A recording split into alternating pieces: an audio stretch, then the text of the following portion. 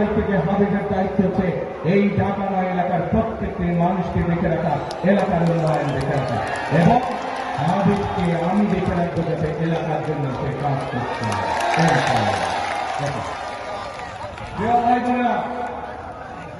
কথা অনেক হয়ে গিয়েছে, এখন কথা আমাদেরকে বন্ধ করতে হবে, আমাদেরকে কাজ করতে হবে। কিসের কাজ? দেশ গঠনের কাজ করতে হবে। দেশনেত্রী বেগম খালেদা জিয়া, সকলেই আপনার এই মানুষটিকে চেনেন। এই মানুষটি শত অত্যাচার, নির্যাতন, জুলুমের মুখোমুখি হয়েছে এবং তার সাক্ষী এখানে উপস্থিত প্রত্যেকটি মানুষ। কিন্তু এই খালেদা জিয়াকে প্রস্তাব দেওয়া হয়েছিল স্বৈরাচারের পক্ষ থেকে যে উনি যদি বিদেশ চলে যান তাহলে সকল জেল জুলুম থেকে তাকে মুক্তি দেওয়া হবে।